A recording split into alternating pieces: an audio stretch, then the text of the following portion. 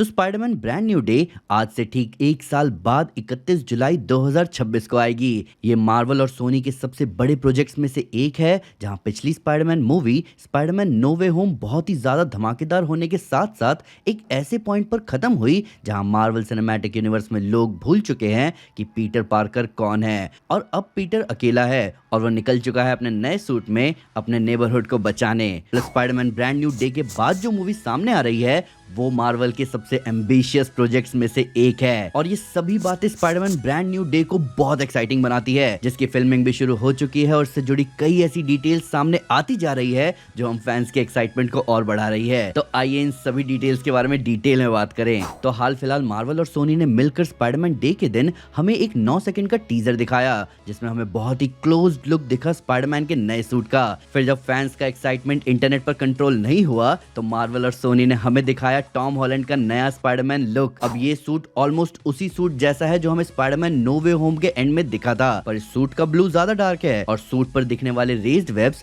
Fans को याद दिला रहे हैं एंड्रयू गारफील्ड और टोबी मैगवायर के सूट्स की। प्लस क्या मुझे ही ये look ultimate Spiderman animated series जैसा लग रहा है? हमें उल्टी बाल्टी भी चाहिए। तो आइए पहले इस ब्रांड न्यू लुक की ही बात करते हैं। अब मार्वल सिनेमैटिक यूनिवर्स में जो हमने स्पाइडरमैन सूट्स देखे हैं वो मोस्टली टोनी स्टार्क या उसके टेक से बनाए हुए सूट्स थे, पर अब ये सूट वापस पीटर पार्कर का बनाया हुआ सूट है, जिसमें उसने डिटेल्स डाले हैं अपने उन वेरिएंट्स के सूट के जिन्होंने उसे पिछली मूवी में गाइड किया और एक बेहतर सुपर हीरो बनने के लिए इंस्पायर किया। प्लस ये नया सूट ज्यादा कॉमिक एक्यूरेट है। इन सब के ऊपर इस बार का स्पाइडरमैन लोगो भी पहले से काफी बड़ा है। अब इस सूट की कुछ ज्यादा ही बेहतर पिक्चर्स खुद टॉम हॉलैंड ने भी शेयर किया अपने इंस्टाग्राम पर, जो आप अपने स्क्रीन पर देख सकते हो। इन पिक्चर्स में टॉम हमें एक टैंक के ऊपर खड़े दिख रहे हैं। स्पाइडरमैन के नए लुक के साथ मार्वल और सोनी ने स्पाइडरमैन ब्रांड न्यू डे की फिल्मिंग शुरू भी कर दी है ग्लासगो स्कॉटलैंड में, और अभी फिल्मिंग शुरू ही हुई है कि वहां से कई सारे सेट इमेजेस और वीडियोस सामने आने शुरू हो चुके हैं, और मैं इन सेट इमेजेस को आपके साथ शेयर करने से खुद को रोक नहीं पा रहा हूं। अब इन सेट इमेजेस में आप देख पा रहे होंगे कि ये नया सूट कितना इंप्रेसिव है, पर उसी के साथ साथ आपने ये नोटिस किया होगा कि ग्लासगो को पूरी तरह से न्यूयॉर्क में बदल दिया गया है, और वहां हो रही शूटिंग से रिलेटेड ग्लासगो में आज तक हुई किसी भी शूटिंग से बड़ी है, जहां पर 60 रोड्स को ब्लॉक कर दिया गया है सिर्फ ब्रांड न्यू डे की शूटिंग के लिए। अब इन फोटोज में आपने कुछ इंटरेस्टिंग भी नोटिस किया होगा। जी हाँ दोस्तों, मैं टैंक पर बने उस लोगो की बात कर रहा हूँ जिसपे हम थोड़ी देर में आएंगे, क्योंकि अब हम जल्दी से देख लेते हैं कि इस मूवी के लिए कौन कौन से कैरेक्टर्स को कंफर्म कर दिया गया है। पर कैरेक्टर्स की बात करने से पहले जाओ जल्दी से भाई मेंबरशिप ले लो। अभी अभी नया सुपर हीरो मीम रिएक्शन डाला है खास आपके लिए, डिस्क्रिप्शन में लिंक अवेलेबल है। तो आइए बात करते हैं ब्रांड न्यू कैरेक्टर्स की। अब ब्रांड न्यू डे के प्रोडक्शन को मार्वल और सोनी ने इतना सीक्रेटिव रखा हुआ है कि फैंस को बिल्कुल भी नहीं पता चल रहा है कि यहाँ हमें कौन कौन से कैरेक्टर्स दिख सकते हैं। पर जो कैरेक्टर्स अभी तक कंफर्म कर दिए गए हैं वो है पीटर पार्कर, जेंडेया की एमजे, नेड लीड्स। पर अब यहीं से माहौल थोड़ा इंटरेस्टिंग हो गया है। मूवी में स्पाइडरमैन होमकमिंग में दिखने वाले माइकल मोंडो को भी कंफर्म कर दिया गया है। अब ये खबर खुद द हॉलीवुड रिपोर्टर की तरफ से आई थी, पर उस रिपोर्ट में और भी कुछ इंटरेस्टिंग डिटेल्स थी। माइकल मोंडो के नाम के साथ साथ यहाँ और भी कई नाम लिए गए, जैसे पनिशर का रोल प्ले कर चुके जॉन बर्नेथेल, जिसके साथ साथ किसी बड़े नाम का भी यहाँ जिक्र हुआ है। तो ये सारे कैरेक्टर्स ऑफिशियली कंफर्म कर दिए गए हैं, पर 2 ऐसे एक्टर्स का नाम भी लिया गया है जिनके कैरेक्टर के बारे में अभी किसी को कोई हिंट नहीं है, और उनमें है द बियर टीवी सीरीज की एक्ट्रेस लीजा कॉलन जायस और स्ट्रेंजर थिंग्स में दिख चुकी सेडी सिंह। अब इनका मूवी में क्या रोल होने वाला है वो तो हमें फ्यूचर में ही पता चलेगा। अब इतने सारे टैलेंटेड लोगों के बीच एक और बड़ा हल्क लेवल नाम है यहाँ, मार्क रफेलो, जो कि मार्वल सिनेमैटिक यूनिवर्स में प्ले करते हैं ब्रूस बैनर को। तो हम जानते हैं कि एमसीयू में भी ये ऑफिशियली स्टेट किया गया है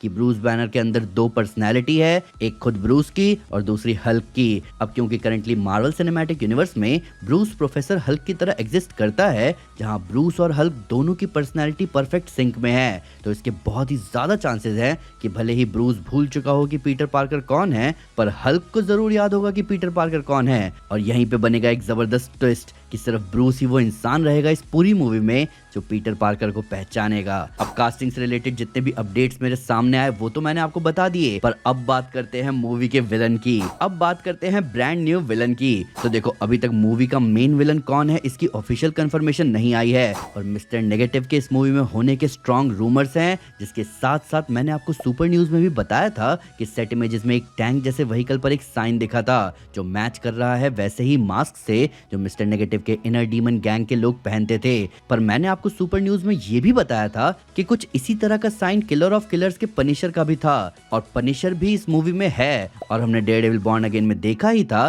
कि कैसे पनिशर के लोगों का मिसयूज कर रहे हैं न्यूयॉर्क पुलिस डिपार्टमेंट के कुछ ऑफिसर्स। तो हो सकता है कि ये साइन जुड़ा हो पनिशर से। पर एक चीज ऑलमोस्ट क्लियर है कि ये दो कैरेक्टर्स मिस्टर नेगेटिव और पनिशर हमें इस मूवी में दिखने वाले हैं। तो ये भी क्लियर ही है कि मूवी में एक से ज्यादा विलन्स होने वाले हैं। और द हॉलीवुड रिपोर्टर ने ये रिपोर्ट भी दी कि भले ही सोनी अभी इस बात से एग्री करने से इनकार कर रहे हैं, पर मूवी में ऐसा होने के बहुत चांसेस हैं कि स्पाइडरमैन, पनिशर और ब्रूस बाकी विलन से लड़ने से पहले खुद आपस में जरूर भिड़ेंगे। फिर बाद में उनका आपस में होगा समझौता, जिसके बाद वो कलेक्टिवली मूवी के विलन्स की तरफ बढ़ेंगे। पर अब आते हैं हम अपने आखिरी और सबसे बड़े सवाल पर कि क्या Spiderman brand new day grounded movie होगी या एक मल्टीवर्सल मूवी। अब बात करते हैं मूवी के ब्रांड न्यू थीम की। तो ये सवाल आप सबके मन में आना बहुत ही लाजमी सी बात है, क्योंकि दोस्तों फेज 6 की शुरुआत तो हो चुकी है, पर फैंटास्टिक फोर मूवी ने इनकर्जन या किसी मल्टीवर्सल फिनोमेना से डील नहीं किया। तो एवेंजर्स डूम्सडे से ठीक पहले आने वाली मूवी होने के नाते कितने चांसेस है कि ब्रांड न्यू डे इस फिनोमेना को टच करेगी। तो इस पर हमारा मानना है कि ऐसा होने के चांसेस बहुत ही ज्यादा कम है, और इसके दो रीजंस है। पहला रीजन तो ये है कि ब्रांड न्यू डे को ऐसी मूवी बनना पड़ेगा जहां पीटर पार्कर पहली बार खुद से अपने हीरोइक मेंटल को अपहोल्ड करने की कोशिश कर रहा होगा, बिना किसी सपोर्ट, बिना किसी लेगेसी के। तो ब्रांड न्यू डे को बहुत ही ज्यादा कैरेक्टर ओरिएंटेड मूवी होने की जरूरत है, और स्पाइडरमैन जैसे कैरेक्टर का कैरेक्टर ग्रोथ हमेशा एक ग्राउंडेड स्टोरी में ही पॉसिबल हो पाया है, क्योंकि ये बड़े बड़े स्पेस वॉर स्पाइडरमैन को स्पाइडरमैन नहीं बनाते, बल्कि एक शहर को महफूज बनाए रखना ही उसे फ्रेंडली नेबरहुड स्पाइडरमैन बनाता है। वहीं दूसरा रीजन ये है कि पहले ये मूवी एवेंजर्स डूम्सडे के बाद आने वाली थी, जहां हम इस मूवी के मल्टीवर्सल आर्क के बारे में एक पल को सोच सकते थे।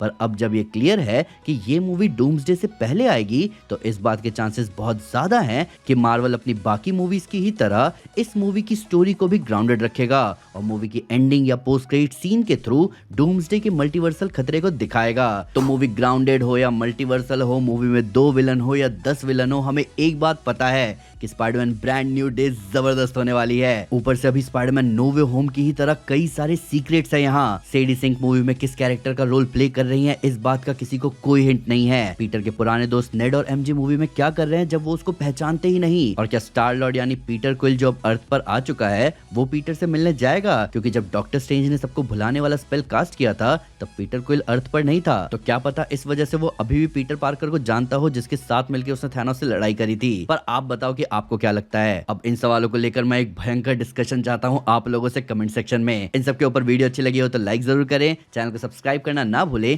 साथ ही साथ एक स्टेप आगे आकर अपने फेवरेट चैनल को सपोर्ट करें मेंबरशिप लेकर, जहां इस बार मेंबरशिप में आपको सुपर हीरो मीम रिएक्शन मिलने वाला है। तो थैंक यू दोस्तों, this is Aman Sinha and you are super super. Piece.